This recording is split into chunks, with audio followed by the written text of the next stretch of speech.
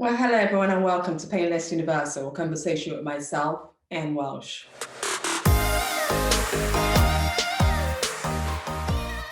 Today you've seen the headlines about the vaccination inequalities. You've seen the headline about policing defunding in the United States in particular. There's so much issues around the world. My special guest today, council member, will be talking about this. I'm super delighted to have him on board today, taking him out of his very busy schedule to talk to us about all the big issues coming out and how he's looking at the ways this can all be resolved. Council member William Jawando is a Montenegrin County Council.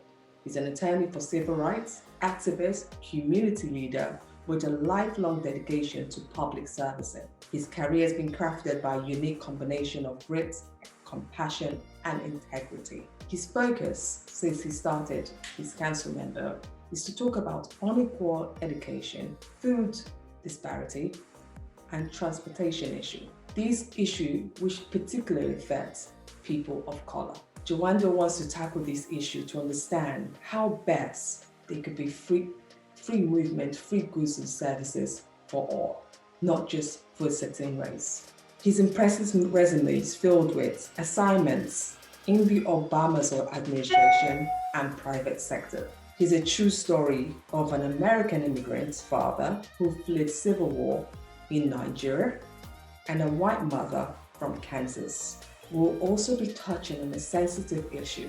At the tender age of 12, he witnessed one of his friends being killed from gun violence. We'll be talking about how that humbled him, how that changed him.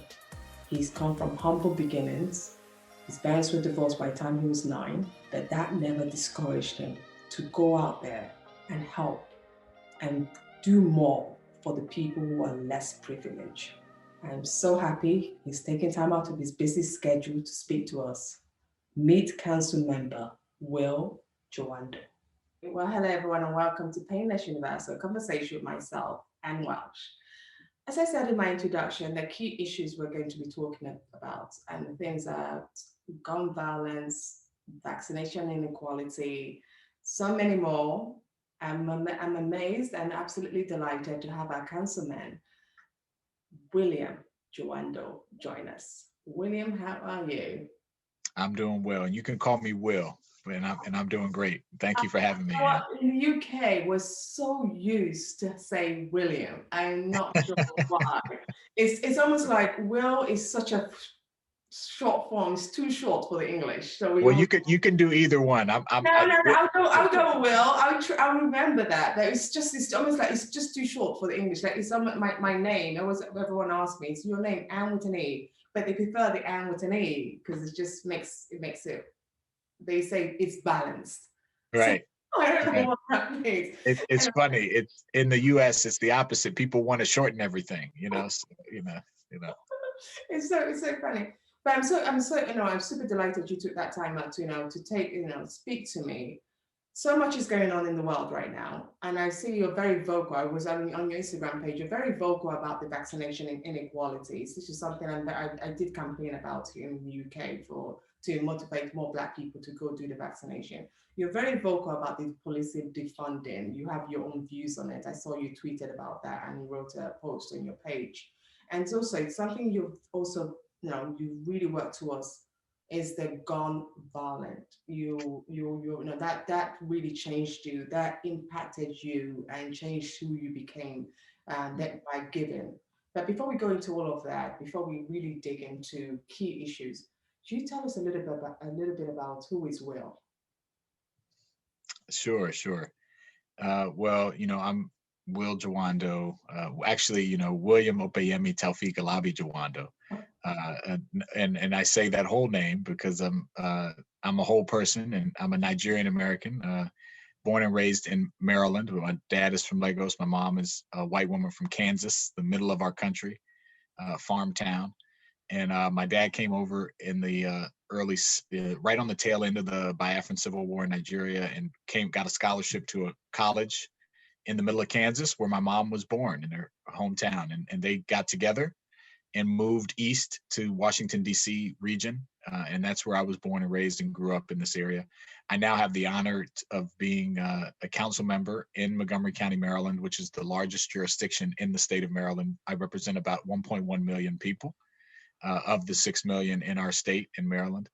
And I am the first Nigerian American. I'm the only African American elected countywide.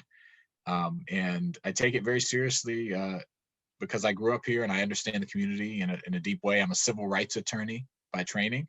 And I've worked most of my career working for President Obama, working for Nancy Pelosi, working as a civil rights lawyer at the NAACP, working to dismantle systemic and institutional racism and provide opportunities for everyone to achieve their God-given potential. And so I've dedicated my career to that. I'm doing that now as a council member.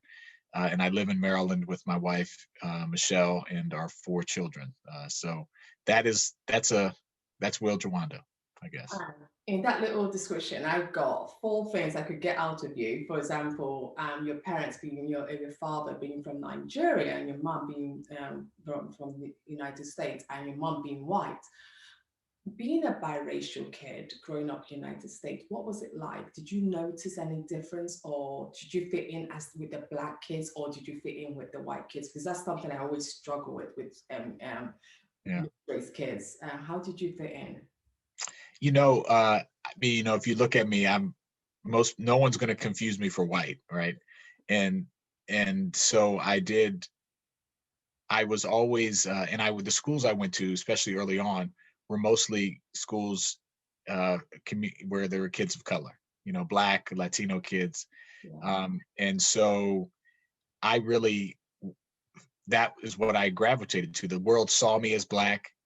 I went to school with kids of color, Black and Latino and Asian kids. And so I was socialized, to be Black, and the pressure was to fit in, like any kid, you want to fit in. And even my mother, she would always say to me, you're a young Black man, you have to be careful. There's a history of racism and discrimination in this country that we're still dealing with, the week of the Derek Chauvin verdict just recently. Mm-hmm. And so, but there was always this, you never really, some of the kids growing up, kids can be mean in general, middle school and high school. When kids found out that I was biracial and I had a white mom, you get kids that would make fun of you because you weren't all the way one thing. Yes. You didn't fit in with the white kids. They knew you weren't white. And so there is this tension. But I would say, I was very clearly on, I knew, that I was Black, and that's how the world perceived me. Because if you think of to be a Black American, most Black Americans have some mixture in them at some point, right? Because of the history of this country and the brutality of chattel slavery and obviously rape but also consensual relationships. And so that's, to be a Black American is to be in and of itself, to be as most Americans are, to be mixed, other than immigrants that comes, directly over. But that it's it was an interesting experience growing up. And but I really, because of my surroundings, because of how society perceived me, because of the schools I went to, I was really socialized to be both. I grew up in an immigrant community and an African American community, so those were my strong influences growing up. I think that's what you're actually using today, because if you look at all your work, you're very empathetic, you're compassionate. But did that also stem, because you said your parents got divorced at age 9, what caused that, and how did that impact your life? Oh, divorce for young children is a very difficult thing, because you always question, well, you want your family to be together. You don't know why it's happening at the time. You don't really understand the push and pulls of relationships and how things can happen. And so it was not a good separation. There was abuse in the situation. And so when we left, it kind of created a distance for a time. And and anger on both sides, about what really happened and why it happened. And I kind of felt like, as the only child in particular, I felt caught in between that. And so, it was very tense for a number of years. And, thankfully, I'm actually writing a book right now, a memoir, and I'm dealing with all these issues. But, I did have the chance. My dad and I were very, uh, estranged. I won't even say estranged because he was physically around, but there was no emotional connection, you Mm. know. And, I think in part because of his lack of relationship with his father, and so that got passed on. And so when they split, my mother was my whole world. Most of my childhood memories are with my mother. She remarried a couple years later to my stepfather, who's an African American man, Okay. and so I formed a relationship with him over time. And then my dad and I, we really, uh, at that point, I think we kind of began the work of forming some sort of relationship. The distance actually created Mm. some pressure to form a relationship. And so, Mm, that's we really, yeah, so that happened over time. But it's difficult, as it is for most kids, but trying to understand what's going on. No, I agree because I don't know, my parents didn't get divorced, but I can imagine, and for any child growing up, how difficult, especially trying to understand where do I fit in, and being a mixed race kid as well. Then you're now with your mom, and people constantly see your mom, and I mean, I can't imagine it. But Yeah, they wonder if you're adopted, and yeah. it's all kind of things that could go through going through people's mind. But I'm glad you got through it okay. At 12, something critical happened in your life. For example, your friend got killed, and this created a massive hole in your heart, and it created a big thing that when you started questioning the world, what was he living in your neighborhood? Because when you hear gun crime, we living in the United Kingdom, we so not used to it because we hear of knife crime, but when we hear of gun, we're like, whoa. Were you living in a neighborhood that was associated with this, or was he what happened? What led him to become a victim of gun violence so young? Yeah, well, unfortunately, we have more guns than people in the United States, and it's a problem in communities. It's a problem. It's a problem for suicide. We have a large number of suicides. Uh, due to guns, and obviously inner city violence and violence between family members and mass shootings. Go down the list. Um, and I lived in a neighborhood. It was a low income neighborhood where I did hear gunshots in the evenings sometimes, and there was drug activity. And my friend got involved in part because of the failure of the right systemic supports, like after school programs and uh, high quality recreation. It's one of the things that got me involved in policy, is because I realized if he had more positive things to get involved in, if we had prioritized those and budgeted for those, and made sure they were available at his schools and my school, uh, maybe he would have had a different outcome. And he got involved in drugs and dealing drugs, and ended up losing his life in that world. And it's a testament to a number of failures. One, we have too many guns. Two, we don't support and give equal opportunity to every community. We choose to fund certain things and not others. His mother worked two jobs. She had to take the bus 2.5 hours to and from one part of the county to the other to clean houses for people who were wealthy. She wasn't home when he got home out of school, and then there wasn't an after school program. And he got caught up in things he shouldn't have been caught up in. So I started to realize that even at that young age, that there were systemic things that were out of both of our control that led to the different outcomes. And I've really been on a, 25 plus year journey Yeah. of trying to figure those things out and make it less likely, and provide those supports. Yeah, because that in your book, bio, it calls it the agent of change. I think that was something that really caused that shift towards through public service, trying to give back. And you said enough. But you know, one other thing I find with a lot of black men, and the reason I'm saying this because I've talked to so many people, and I find that when we're stuck in a bad environment or a wrong environment, we let that pity stay with us. We don't want to make that change. What switched, even though your family, your mom did very well, she looked after you, did well, but what really switched in your mind that made you say, I'm going to be this person. I'm going to work my hardest every day to get to a level where I can now become this council member serving the people. What switched to get you to this position where you are now? It's interesting you ask it in that way, because it really wasn't one thing. It was. I think we oftentimes think that while this was a seminal event for me when my friend was killed, and it focused me on, well, why did that happen, and I had to investigate it. Yeah. It was I didn't decide at that moment that I'm going to be in public service. It was over time, Mhm. um, when I investigated why these things happened and how I might how they could have been different, that kind of formed its way and led me to college and law school, and then to working on Capitol Hill and working in the White House. And it was a pathway, and all along that way, um and actually the title of my book is called My Black Fathers: The Seven Men Who Made Me Whole. I had these key influences, and it wasn't just men, but these black men played an extraordinary role.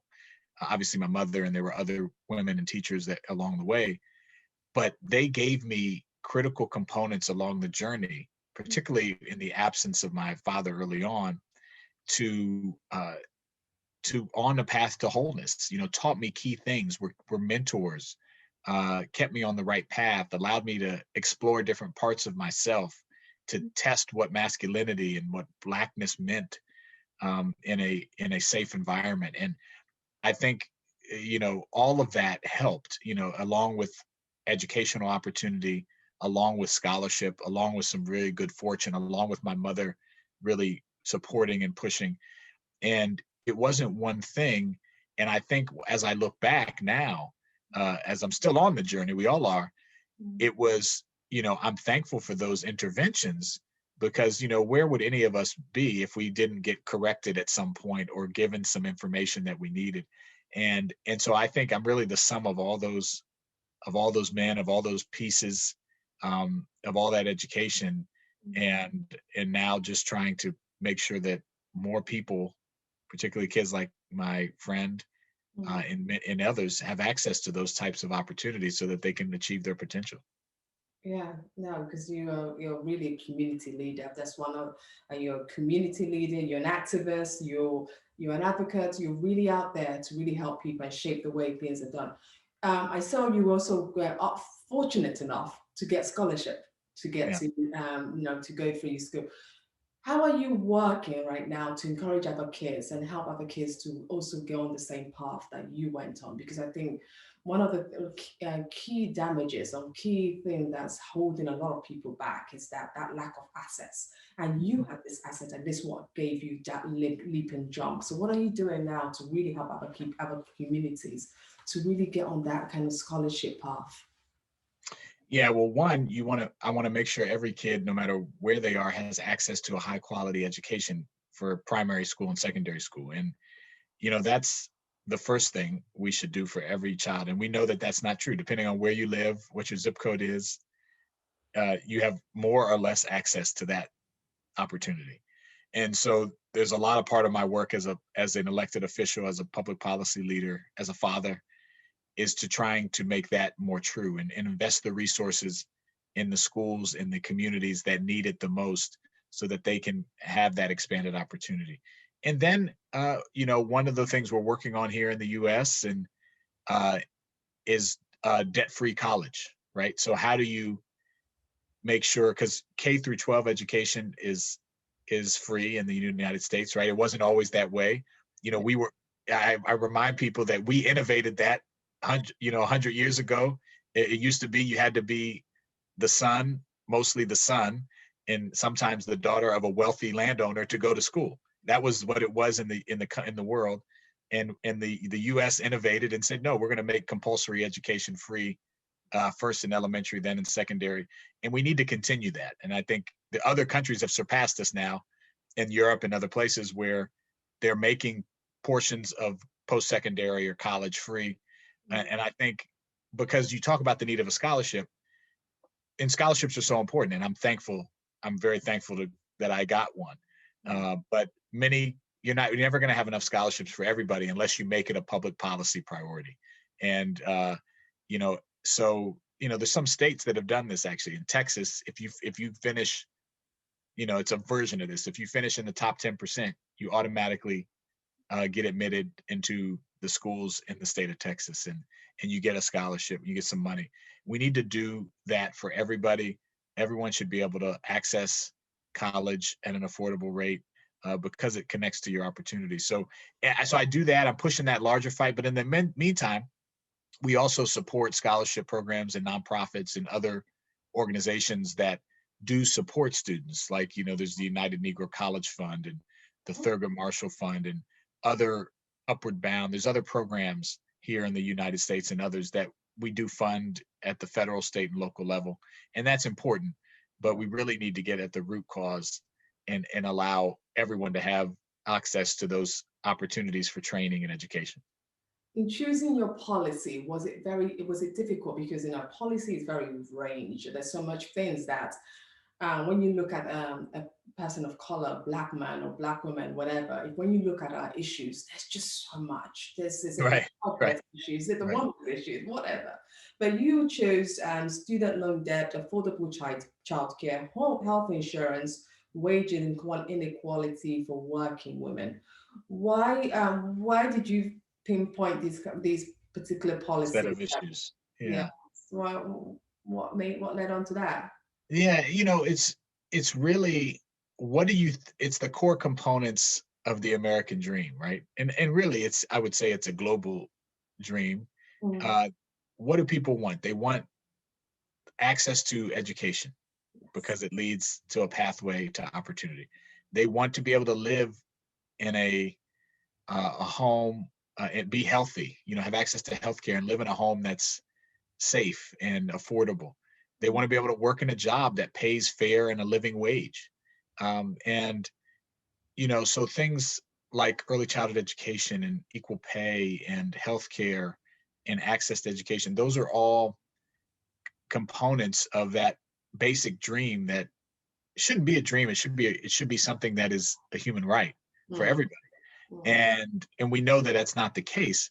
But so for me, it was very easy. Also, that in my background, seeing what I had access to, what my friend did not, what so many in my community did not, it seemed to me that if I knew what got me to have a successful opportunity for an opportunity for success rather, and it was access to education, it was having a stable environment at home with my mother, and then later my stepfather, and so those are the things and my mom had a stable job. She was able to work one job that got us health care, and she was able to spend time with me. And for many people, that's not the case. And so I saw those things in my own life.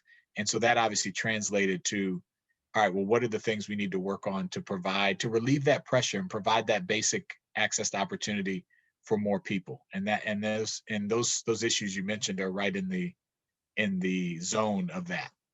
Now, honestly, when I read them, I was like, wow, these are very, very, very high level things. These are things that will really transpire and make a huge difference, especially health insurance, because I know how vital it is. And that brings my vaccination question.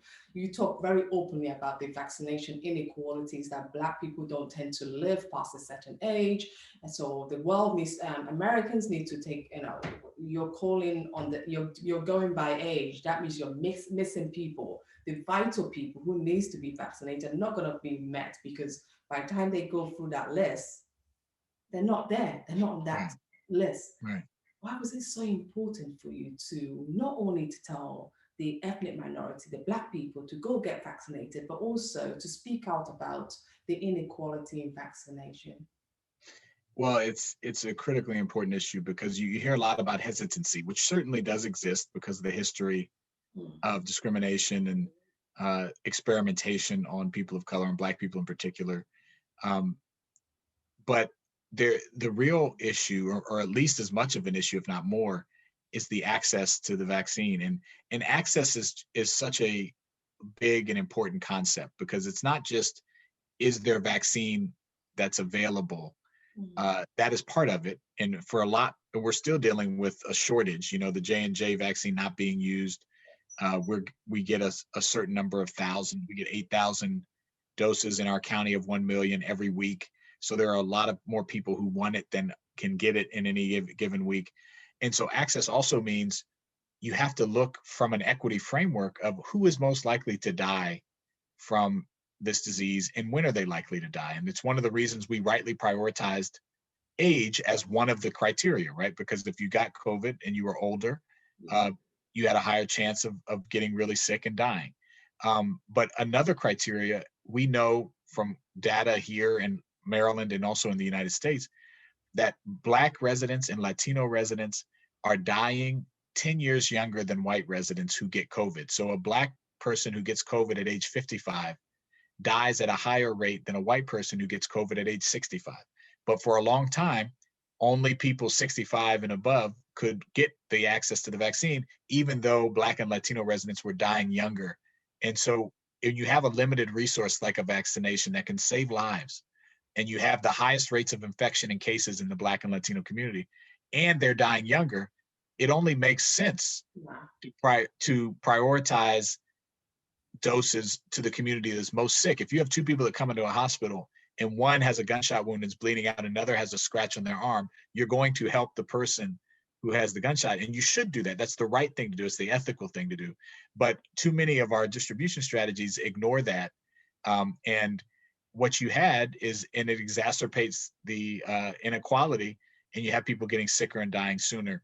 And it also makes it harder for people to want to trust and get the vaccine. And my point was, if you came out and said, we realize that this data is present, we know that institutional racism and pre-existing conditions have something to do with this because of the history in this country.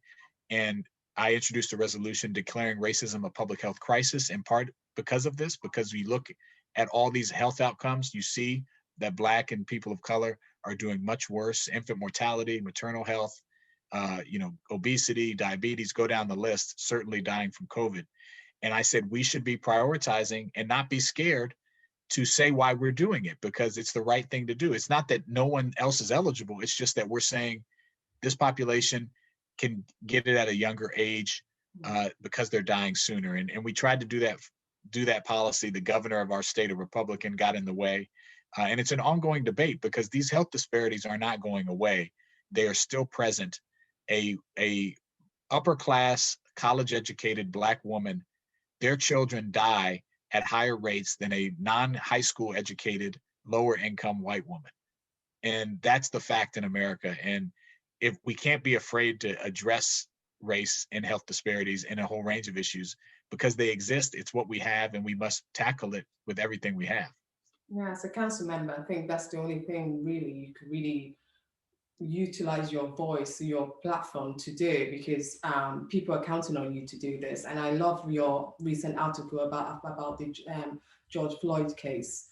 I mean, that made massive headlines and also even in grabbed UK, United Kingdom. When we hear the guilty, guilty, guilty, a lot of people felt that this was absolutely needed.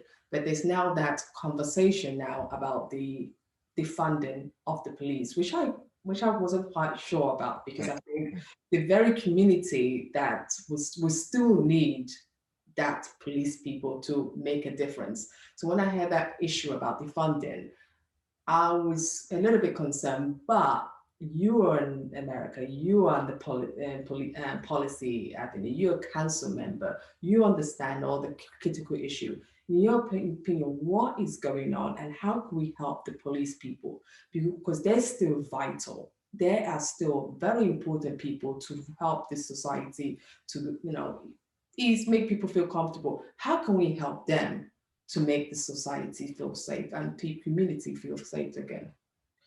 Yeah, and when we talk about policing and public safety, Yeah. I often say we need to reimagine and reallocate funding, because there are some things that police are doing that they shouldn't be doing, in my view. We want our police, and most people think of police, to focus on the most violent and serious crime, murder, armed robbery, carjacking. Yes. That's what we want our police to focus on. But all too often, they're focusing on things that have little to do with public safety and and create disproportionality and bad outcomes and death. Dante Wright, who was killed while the George Floyd trial, the trial of Derek Chauvin was going on for the murder of George Floyd, the young man who was pulled over because he had a expired registration sticker and a air freshener hanging in his window. And that is hold on one second, Ann, I gotta adjust here. All right, there we go. Okay. That is part of the issue. We have disproportionality in traffic stops. Black residents are 3 times more likely to be pulled over, 7 times more likely to be pulled over in some of our wealthy parts of our county. And so I've said we need to get police out of traffic enforcement. We need to remove them from schools, except in the most urgent situations, because we see disproportionality there, and focus them on things that they need to be focused on. We don't need them responding to people who have mental health crises as a primary responder. We don't need them responding when someone is dealing with homelessness. We need to get services to those people, not police. And so part of the problem is that we put too much on our police, and it creates this disproportionality, but it also doesn't allow them to focus on the crimes that are most urgent. And I think that's the part of the reimagining and reallocating resources to change the way police operate. That's true. I think you answered that beautifully, because I think a lot of people think, okay, probably we should just take away the police from the street, but you've just answered it so well. It's all about analyzing what they're doing so they could focus on what's truly important and get other people to do other kind of roles for them. That means more mental health, social work, and all that. That's not the police role. Because when I think of a policeman, I think of someone. There's a burglar in my house. Could you come Right. and you come rescue me? Someone's stolen my car. I need you to come help me. So Right. that's what you think about the police for, Right. and all other things, but not necessarily if I have a mental health crisis and I'm calling the police. I think there are other numbers that should be utilized for that. Going on to your success, because anyone watching this and who's going to listen to this interview is going to wonder to himself, how did he do it? And I mean, it's really, how did you do it? Because one of the things I'm very passionate and really keen about is sharing stories. Sure. Because someone is in his own community, has seen everything you've seen, has seen someone shooting, has seen all these negative effects, but they're not believing in themselves that they can actually get to your level. How can someone do it? You held posts in the Obama administrations, such as the U.S. Department of Health, Education, and as an associate director of the White House Office of Public Engagement. How did you, from being this humble beginning, get yourself Right. now into this position? Can you just share that beautiful story with us, working with the Obamas? How was that? Oh, it was awesome. I often say that, like, I always had a heart for, my mother would say, I always had a bully pulpit, and I always would speak up for people and things that I didn't seem right. When I saw a homeless person, I would give away my money to them, and I would, say, why are they there? And I just always had a questioning spirit in that way. And I think, but I also, as I mentioned, I was very fortunate to have a mother who prioritized education, a family who did that, key mentors along the way. Uh, and it wasn't a straight path. I think oftentimes people think, you just go up and down. No, often you go side to side. And I certainly was true and is true in my life.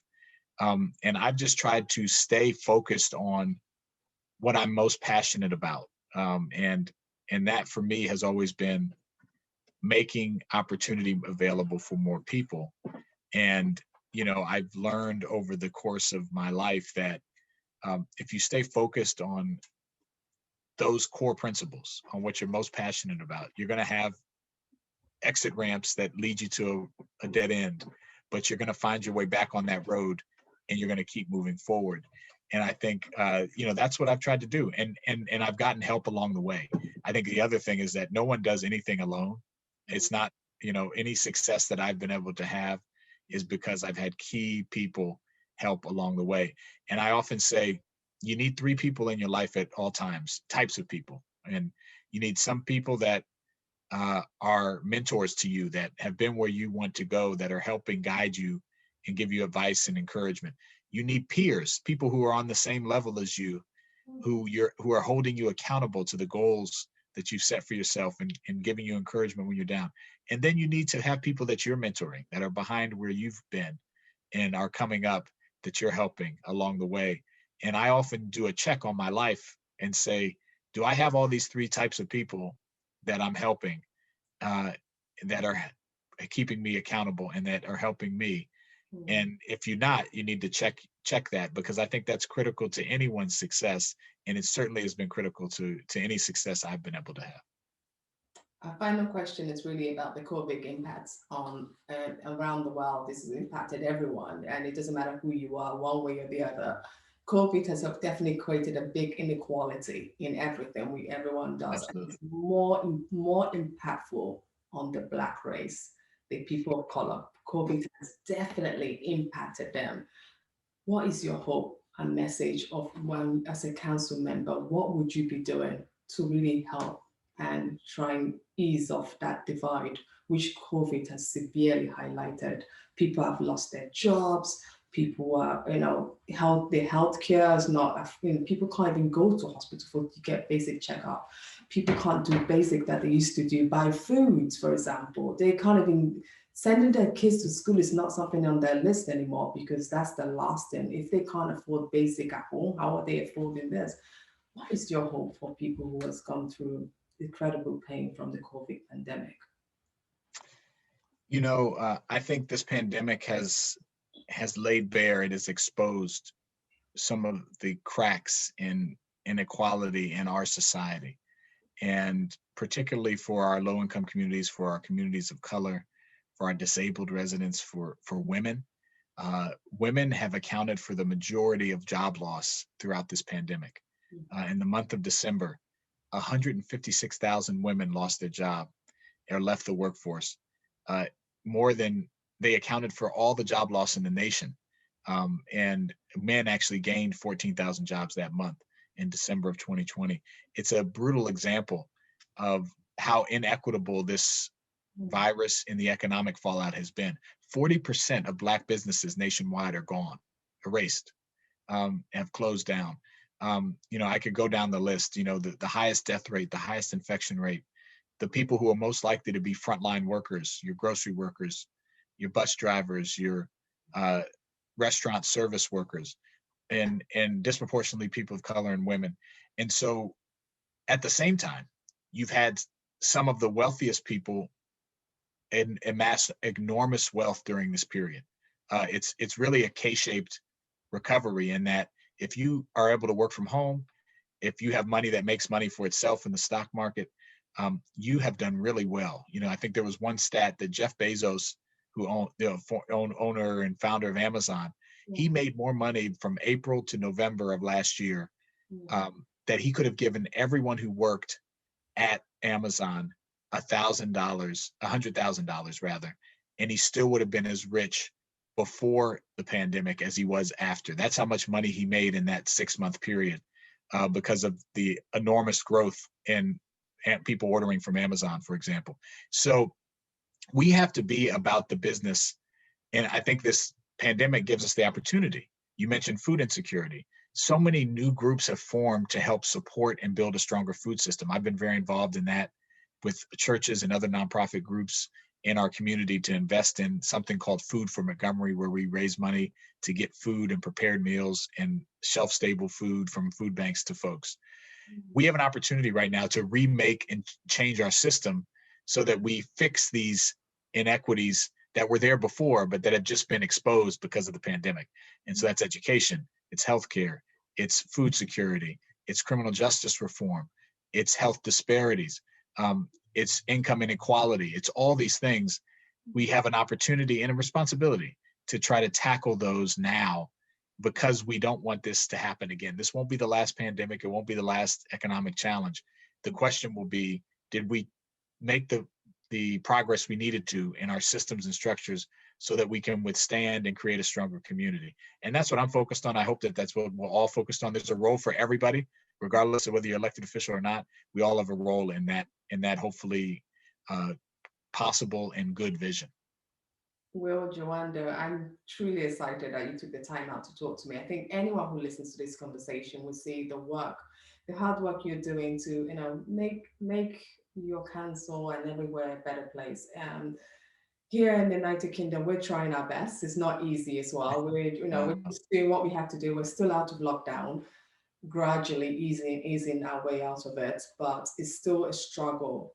And I think from this conversation, a lot of people, young Black men especially, will listen to this conversation and realize that there is hope, that you can do it. It's not always easy. And I think your clarity about saying it's not just one way, you need all this different support. You talked about mentors, you talked about having a great mother, you talked about, also being very committed and hardworking, which is something I wish I see in yourself. absolutely. Yeah, and that's how something I can see you have also transpired to your beautiful wife and your kids. So thank you so much for this conversation. I really appreciate your time. Well, it's great to be with you, and thank you for calling me my birth name, William. I appreciate that. I don't hear it that much. My mother calls me William, so it's nice. It was nice to hear it. Thank you so much.